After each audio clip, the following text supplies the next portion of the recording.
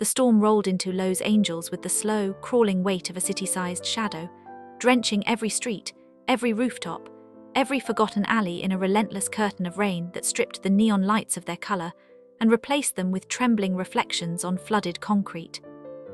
Marilyn Monroe sat in the back of a car that was supposed to take her home after a long day of rehearsals and forced smiles, but as the driver pushed through the storm with nervous hands gripping the wheel, she felt an unease crawling along her ribs, an instinctive pull toward something she couldn't name. The streets were nearly empty. Only a few cars braved the waterlogged roads, each one slicing through deep puddles that sprayed up like shattered mirrors. Lightning stitched the sky with thin, violent seams, illuminating the city in harsh flashes that made the world feel unstable, dreamlike, suspended between the real and the unreal. Marilyn leaned toward the rain-smeared window, her breath fogging the glass as she scanned the passing roads, feeling the tug grow stronger, a strange pressure in the air as though the night itself was holding its breath. When the car turned onto a narrow bridge that crossed a raging river swollen by the storm, Marilyn's eyes caught a single silhouette standing alone near the railing. The figure was motionless, rigid, shoulders hunched, head bowed toward the water below. For a fraction of a second, the street lamp above flickered, revealing the man's outline more clearly, and the image struck her like ice in the bloodstream. Something in his stance, the way his toes seemed to hover dangerously close to the edge, the way his hands gripped the railing as though he were holding himself to the world by the last fragile thread, sent a jolt through her. Without thinking, she tapped the driver's shoulder, signaling him to stop. The car screeched to a halt in the middle of the bridge, tires skidding over wet asphalt. Marilyn pushed the door open before the vehicle fully stopped, stepping into the storm that swallowed her instantly. The rain slammed against her like a physical force, flattening her hair against her face and soaking through her clothes within seconds. She didn't bother with an umbrella. She didn't bother with a coat. She only saw the man on the railing, alone, trembling, unaware of the world behind him. The roar of the river below echoed upward like a monstrous animal, its surface thrashing violently, swallowing debris, pushing against the concrete supports of the bridge with a relentless hunger.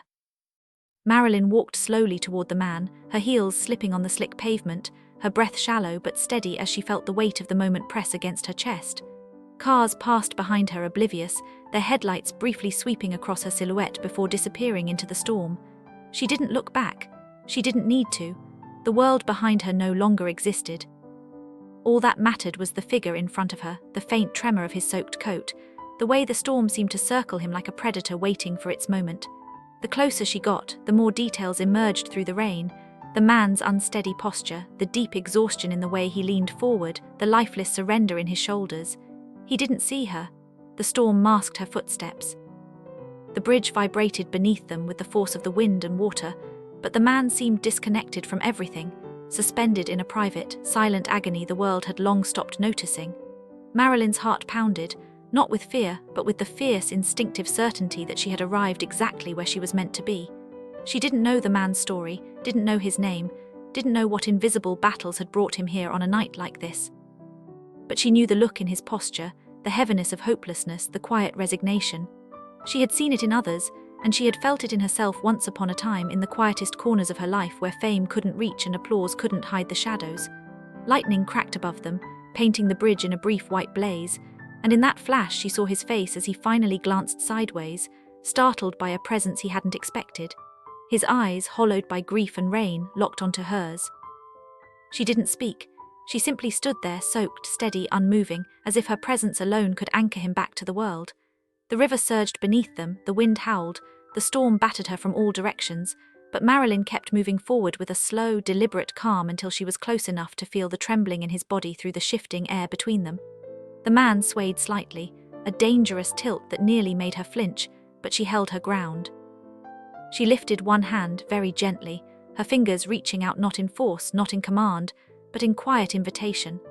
The man stared at her through the sheets of rain, his face contorted with a mixture of pain, confusion, and disbelief, as though he could not understand why anyone, especially someone dressed like a glowing figure ripped out of Hollywood's golden posters, would choose to stand with him on this forgotten bridge in the middle of a violent storm. Marilyn felt the cold seep into her bones, but she ignored it. Her breath shook, but she steadied it. Something in his eyes shifted, a tiny flicker barely perceptible but real. She stepped even closer, slow enough not to startle him, close enough now that if he slipped she could reach for him. The storm thundered around them, but Marilyn's presence carved out a fragile pocket of stillness, fragile yet powerful, a moment balanced between salvation and tragedy. And in that suspended heartbeat of night, the man's grip on the railing loosened, not toward the river below, but toward her. The story of what followed would become the night she would never speak of, and the night that would haunt her with a quiet, aching pride for the rest of her life. The man's fingers hovered in the air for a long, trembling moment, suspended between the violent pull of the river below and the quiet, steady gravity of the woman standing in front of him.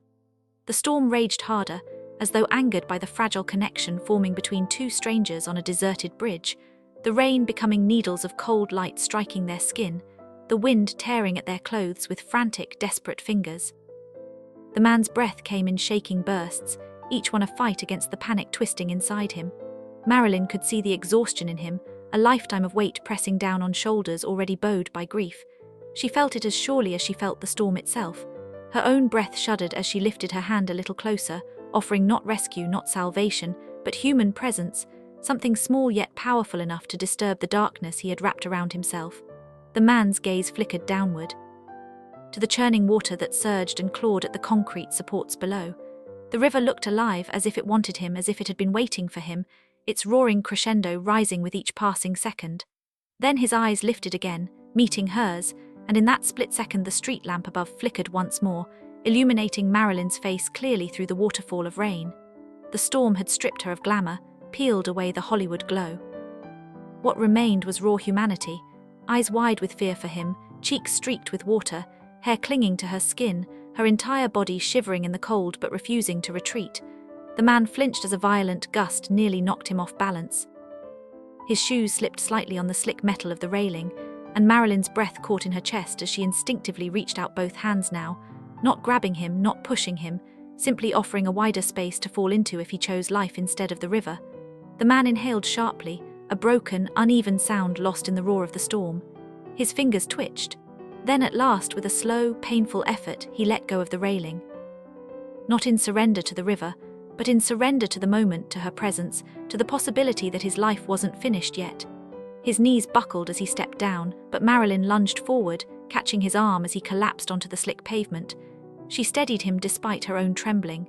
The man sagged against her, his breath heaving, his soaked coat clinging heavily to both of them as the storm swallowed the world around them. She held him there in the middle of the bridge, her body shaking from cold and adrenaline, the weight of his despair pressing against her shoulder like a living thing. Lightning tore across the sky, illuminating their tangled silhouettes against the violent silver of the storm, casting them briefly in stark, haunting clarity like a photograph taken by the night itself. The river roared beneath them, furious at its loss, crashing against the supports with renewed force, sending up sprays of water that mingled with the rain. Marilyn slowly guided the man away from the edge, each step a battle against the slick pavement and the relentless wind. His legs barely supported him, and twice he nearly fell again, but she held tight, her grip firm yet gentle, her resolve stronger than the storm's fury. They reached the center of the bridge where her car sat abandoned, engine running, headlights cutting through the downpour like two narrow tunnels of safety. The driver had stepped out, astonished and terrified by what he saw, but Marilyn gave no attention to anything except the man whose life had nearly ended in the river below. The driver hesitated, unsure, overwhelmed, but Marilyn wordlessly beckoned him to help. Together they lifted the man into the back seat, the interior instantly soaking with rainwater and mud. The man slumped against the cushions, shivering violently, his eyes unfocused and hollow as though he were still trapped between worlds. Marilyn climbed in beside him, ignoring her own trembling hands, ignoring the water dripping from her hair and clothes. She placed one steadying arm around him, grounding him, anchoring him to the present moment as the driver shut the door and ran around to the front. The car lurched forward, tires hissing over the slick pavement as they left the bridge behind. The storm followed them relentlessly, pounding the roof with a deafening rhythm that felt almost accusatory. Marilyn stared out the rain-streaked window, watching the river fade into the darkness, knowing how close it had come to swallowing a man whole.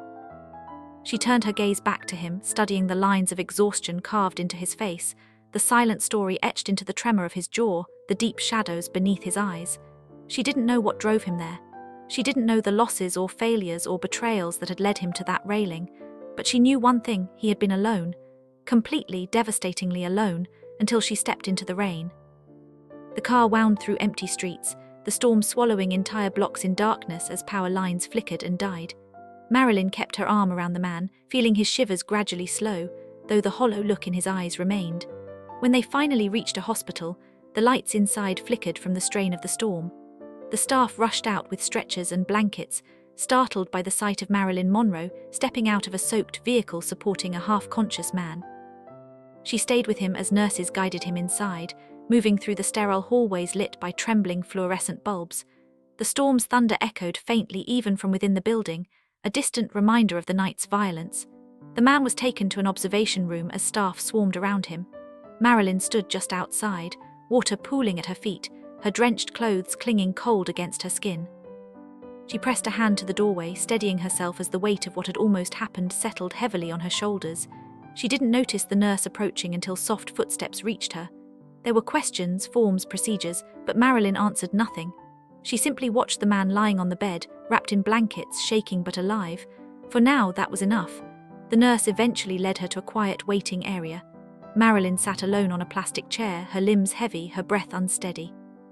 The storm still raged outside, casting shifting shadows across the tiled floor. The hospital smelled of antiseptic and rain-soaked clothing, and Marilyn felt both unreal and painfully grounded all at once. She didn't know who he was. She didn't know if he had anyone.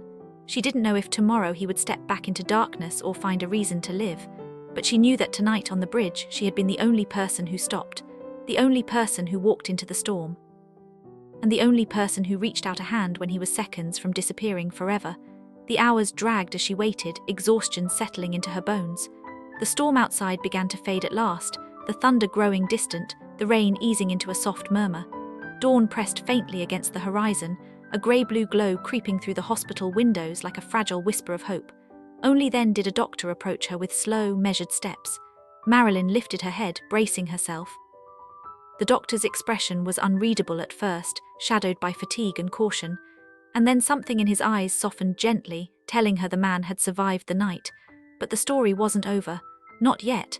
The deepest part was still ahead, and Marilyn knew she wasn't leaving until she saw it through. The doctor's softened expression lingered only a moment before he quietly motioned for Marilyn to follow him down a dim corridor, where the stormlight of dawn seeped weakly through narrow windows, casting pale bands across the floor that stretched and shimmered with each flicker of the overhead lights. Marilyn rose slowly, her body aching from cold and fatigue, but her determination steady as she walked behind the doctor, her soaked clothes leaving faint wet prints across the linoleum. The hospital had fallen into the hushed stillness that comes in the earliest hours of morning after a night of chaos and emergency calls, and the faint hum of machines filled the space with an eerie calm. As they reached the observation room, the doctor paused, glancing back at Marilyn with a quiet gravity, then pushed the door open. The man lay in the same narrow bed, but now his breath was steadier, no longer frantic or shallow. The blankets had been changed. A faint warmth seeped into the space from a heater humming near the floor. His face was still pale, drawn tight with exhaustion, but something had shifted in him. Some small tether had formed, keeping him anchored to the waking world. Marilyn stepped inside silently. The doctor lingered a moment, then left, closing the door softly behind her. She approached the bed with slow, measured steps, her own breath catching slightly as she stood beside him. The storm's residue clung faintly to the room, carried on her clothes, her hair, the faint smell of rain mixing with antiseptic. The man's eyes opened slowly, as though pulled upward by some fragile thread. His gaze drifted unfocused at first, then settled on her. Recognition flickered weakly through the fog of exhaustion. Marilyn didn't smile, didn't speak, didn't try to explain why she had stayed through the entire night when she could have easily slipped away into anonymity, allowing doctors and nurses to tend to a stranger she would never see again. Instead, she simply remained beside him, her presence steady, grounding. For a moment he closed his eyes again, as if overwhelmed by the simple fact that someone had stayed. The morning light shifted, growing brighter by degrees as the storm clouds thinned, and the sky took on a muted gold tint. Marilyn stood there for a long time, listening to the faint rhythm of his breathing, the distant murmur of the hospital waking up beyond the door. Eventually, a nurse came to change his IV, moving with careful hands that made no sound. She shot Marilyn a glance filled with quiet curiosity and respect before slipping out again. Time moved strangely in that room, stretching and folding in on itself. Marilyn felt the exhaustion weigh heavily on her, but she remained, her mind replaying the bridge, the violent river, the trembling figure on the railing, the cold that had sunk into her bones, the moment his fingers had brushed against hers in a fragile acceptance of life. She wondered how long he had stood there before she arrived, how close the storm had come to claiming him. She wondered what had driven him to that lonely bridge on a night when the city slept under a sheet of rain. Footsteps approached eventually, a social worker, speaking in hushed tones outside the door, asking for information the man was too weak to provide. Marilyn quietly stepped out of the room, intercepting them before they woke him fully. She did not give details. She did not offer explanations. She only ensured they would continue his care without burden, that he would not be tossed aside or forgotten in the shuffle of morning paperwork and policy. When she returned to the room, the man was sitting up slightly, propped by pillows. His hands trembled faintly, and for a moment he stared at her with a mixture of disbelief and vulnerability, the kind that could not be masked. Marilyn walked to the side of the bed again, her presence soft but unyielding. She could feel the heaviness of everything unspoken in the air between them, the storm, the bridge, the near fall, the second chance neither of them had expected the night to deliver. He lowered his gaze, shoulders curling inward slightly, and she felt the ache of his guilt, his shame, his confusion. She wanted to reach out again, but she didn't. Instead, she simply stayed, giving him space to exist without expectations, without judgment. Outside the window, the storm finally broke apart fully, rays of sunlight filtering through the last fragments of cloud and landing in thin, fragile bands across the foot of the bed. The river below the bridge would still be swollen, still dangerous, but morning had softened its roar.